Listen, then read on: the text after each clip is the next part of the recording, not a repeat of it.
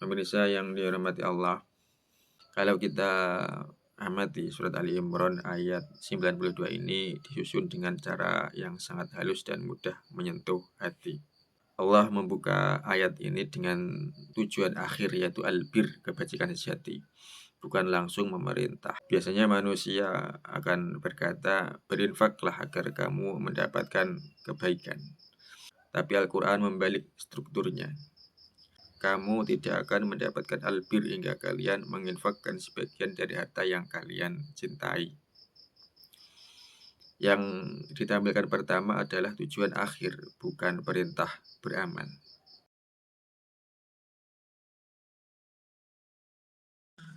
Bismillahirrahmanirrahim. Lan tanalu ora bakal bisa merkoleh sira kabeh albirra ing kebagusan. Ai thawabahu tegese ganjarane kebagusan. Wa huwa utawi thawabah iku al jannatu swarga. Hatta tunfiqu hingga padha mbelanjakake sira kabeh.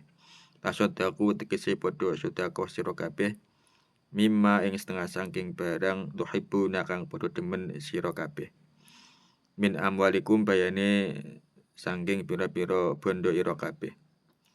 Wa malan ing apa wae tunfikuna lamun padha mbelanjakake sira kabeh bayane ming syai'in saking suci-wici. Fa innallaha mangko setuhune Allah bihi kelawan ma iku alimun zat kang ngudanaini. Fayujazi mangko bales sapa Allah alaihi ing atase ma. Wallahu a'lam bishawab.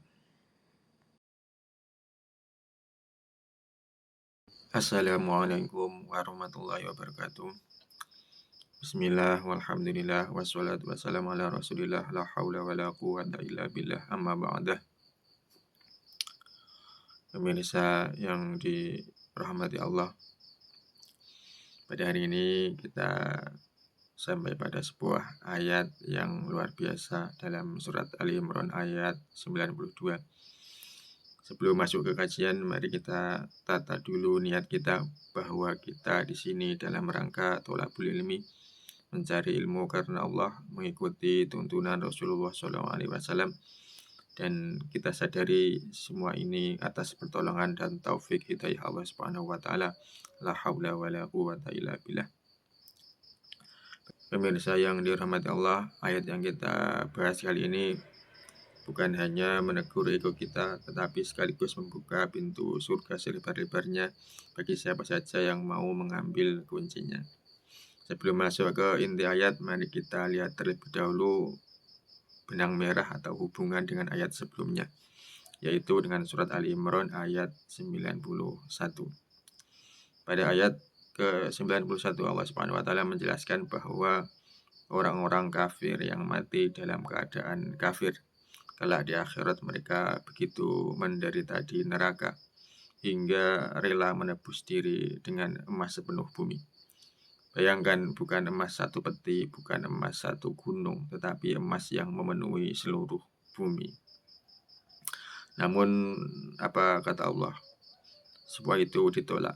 Tebusan tersebut sama sekali tidak berguna karena waktunya sudah habis. Kesempatan beramal telah tertutup oleh kematian. Lalu pada ayat 92 Allah beralih bicara kepada kita sebagai orang-orang yang beriman yang masih hidup. Seakan Allah Subhanahu wa taala berfirman, wahai hambaku, jangan menunggu mati baru ingin berkorban. Selama kalian masih hidup, inilah jalan pengorbanan yang benar. Aku tidak meminta emas sepenuh bumi. Cukup infakkan sebagian dari apa yang benar-benar kalian cintai. Maka ayat 92 ini adalah solusi bagi orang yang masih hidup agar tidak berakhir tragis seperti mereka yang disebutkan pada ayat sebelumnya.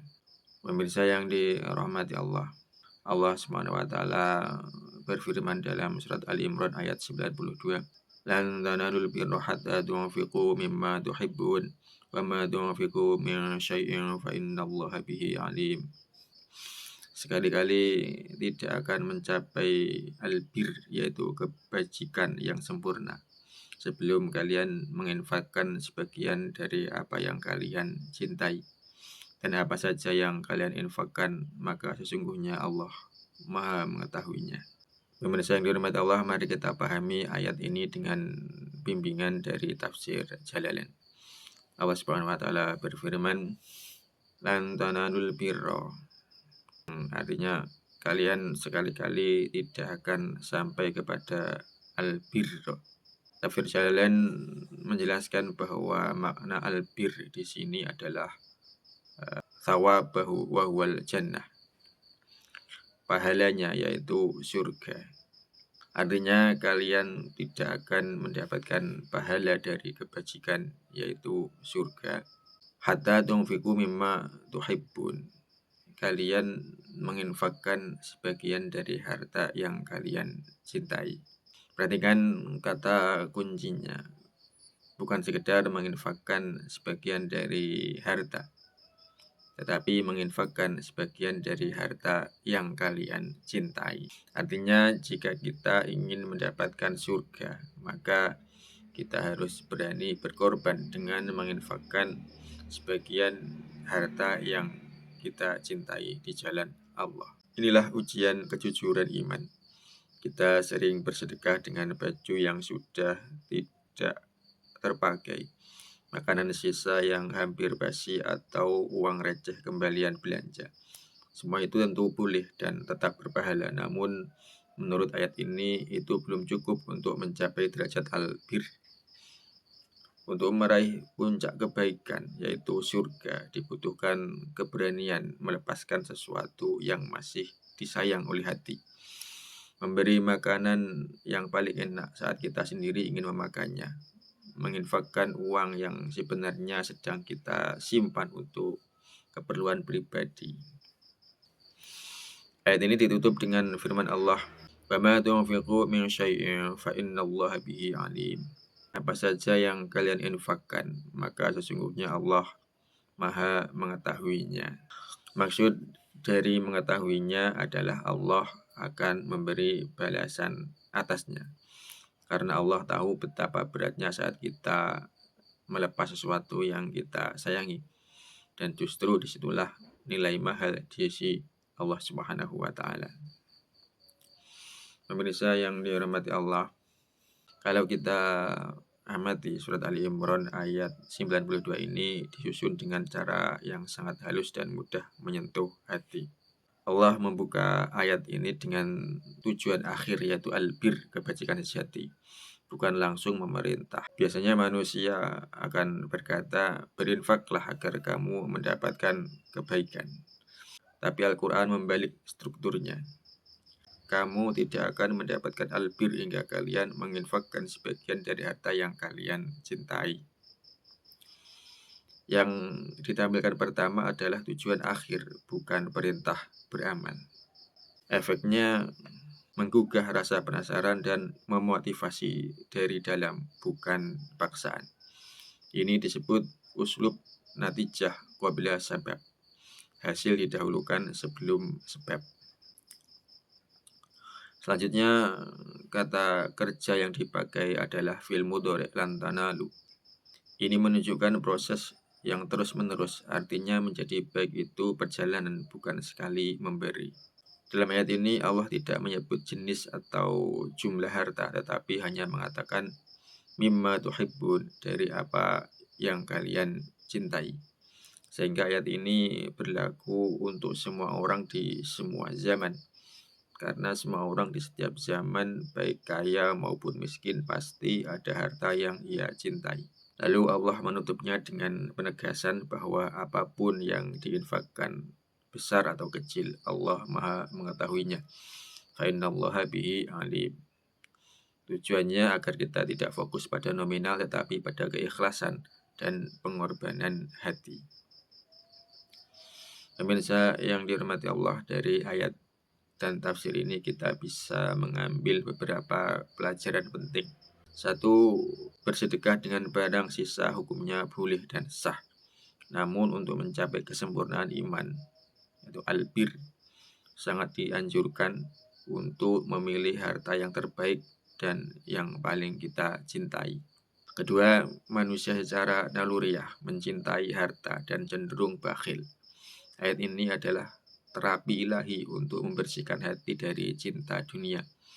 Harta tidak boleh menetap di hati, biarlah ia hanya singgah di tangan. Yang ketiga, cinta selalu menuntut pembuktian. Jika kita mengaku cinta kepada Allah, tetapi yang kita berikan hanya sisa-sisa, sementara yang terbaik selalu untuk diri sendiri, maka kejujuran cinta itu patut kita renungkan kembali. Pemirsa yang dihormati Allah, mari kita akhiri kajian ini dengan sebuah renungan sederhana. Coba lihat lemari pakaian kita di rumah. Ada baju yang paling bagus, paling kita sukai, yang kita simpan untuk acara istimewa. Dan ada baju yang sudah lusuh, yang hanya dipakai di rumah atau bahkan menjadi kain lap. Ketika ada kotak amal untuk korban bencana atau panti asuhan, baju mana yang akan kita berikan?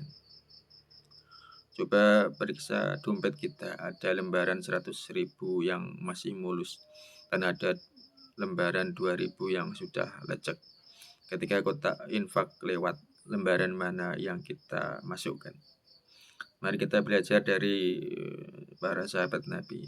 Para sahabat Nabi memahami ayat ini dengan sangat serius. Abu Thalhah Al-Ansori adalah salah satu sahabat yang paling cepat merespon. Ia dikenal sebagai sahabat Ansor yang sangat kaya di Madinah. Di antara seluruh hartanya yang paling ia cintai adalah Bi'ruha, sebuah kebun dengan sumur air yang jernih, terletak menghadap Masjid Nabawi. Rasulullah SAW sering masuk ke kebun itu dan minum dari airnya. Begitu ayat ini turun, Abu Thalhah tidak menunggu penjelasan tambahan, tidak menunda dengan pertanyaan, dan tidak mencari alternatif yang lebih ringan. Ia langsung datang kepada Rasulullah SAW dan berkata bahwa kebun yang paling ia cintai itu ia serahkan sebagai sedekah karena Allah. Rasulullah SAW memuji sikapnya seraya bersabda bahwa itu adalah harta yang menguntungkan, lalu mengarahkannya agar sedekah tersebut diberikan kepada kerabat. Maka Abu Thalhah pun membagikannya kepada sanak keluarganya dan anak-anak dari pamannya. Dengan itu ayat ini bukan hanya melahirkan sedekah tetapi juga menguatkan silaturahim dan keadilan sosial. Teladan berikutnya datang dari Zaid bin Harithah. Ia tidak memiliki banyak harta, namun ada satu milik yang sangat ia cintai, yaitu seekor kuda yang menjadi kebanggaannya. Zaid membawa kuda itu kepada Rasulullah SAW dan menyerahkannya sebagai sedekah di jalan Allah. Nabi Muhammad SAW kemudian memberikan kuda tersebut kepada Usamah bin Zaid. Di titik inilah tampak sisi manusiawi seorang sahabat. Zaid merasakan berat di hatinya, namun Rasulullah SAW segera menenangkan jiwanya dengan kalimat yang sangat dalam maknanya. Sesungguhnya Allah telah menerima sedekah itu darimu. Dari peristiwa ini, para ulama menarik pelajaran penting bahwa ikhlas itu tidak selalu berarti tanpa rasa berat. Selama hati melawan kecondongan dunia demi Allah dan keputusan tetap diambil karena Allah, maka amal itu tetap bernilai dan diterima. Abdullah bin Umar radhiyallahu anhu memberikan teladan yang lebih panjang dan konsisten. Ia dikenal sebagai sahabat yang sangat berhati-hati dalam mengikuti sunnah dan sangat dermawan dalam pengorbanan. Ia memerdekakan budak bernama Nafi, padahal nilainya sangat tinggi. Bahkan diriwayatkan bahwa ia juga memerdekakan seorang budak perempuan dari Romawi yang sangat cantik dan sangat ia cintai. Lalu menikahkan budak perempuan tersebut dengan Nafi. Dalam perjalanan hidupnya, Abdullah bin Umar telah memerdekakan 1.000 budak. Abdullah bin Umar tidak menjalankan ayat ini sebagai slogan, melainkan sebagai prinsip hidup yang terus ia ulangi dalam bentuk amal. Adapun Umar bin Khattab radhiyallahu an, ketegasan imannya kembali terlihat dalam kisah yang sederhana namun sangat kuat maknanya. Ia membeli seorang budak perempuan dari hasil peperangan dan budak itu sangat menarik hatinya. Namun ketika ia teringat firman Allah tentang tidak akan mencapai albir kecuali dengan menginfakkan apa yang ia cintai, Umar tidak bernegosiasi dengan perasaannya sendiri. Ia langsung memerdekakan budak tersebut. Semua kisah ini menunjukkan satu benang merah yang sama. Albir atau kebajikan tidak diraih dengan barang sisa, tetapi dengan pengorbanan. Bukan dengan yang mudah dilepas, tetapi dengan yang paling dicintai. Para sahabat tidak menunggu harta mereka berlebih, tidak menanti usia senja, dan tidak menunggu hati mereka benar-benar rela.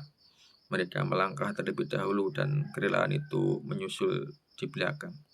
Itulah sebabnya Allah menutup ayat ini dengan penegasan, "Wa ma tunfiqu min syai'in fa innallaha bihi alim." Apapun yang kamu infakkan, maka sungguh Allah Maha mengetahuinya. Karena di sisi Allah yang dinilai bukan sekedar apa yang keluar dari tangan, tetapi apa yang bergetar di dalam hati saat melepasnya. Pemirsa yang dirahmati Allah, kita mungkin tidak bisa seperti sahabat, namun setiap kita pasti memiliki sesuatu yang kita cintai. Mulai hari ini, mari kita belajar untuk tidak memberikan kepada Allah sisa-sisa kebutuhan kita. Berikanlah yang terbaik, karena Allah telah menyiapkan juga balasan terbaik untuk kita, yaitu surga yang tidak bisa dibeli hanya dengan barang sisa. Mudah-mudahan Allah menjadikan kita hamba-hamba yang ringan tangan dalam memberi, dan memampukan kita menginfakkan apa yang kita cintai demi meraih ridha Allah Subhanahu wa taala. Amin amin ya rabbal alamin. Pemirsa yang dirahmati Allah, sekian tafsir jalan kali ini, mudah-mudahan memberikan manfaat yang sebesar-besarnya fid dini wa dunya wal akhirah. Amin amin ya rabbal alamin. Sekian, assalamualaikum warahmatullahi wabarakatuh.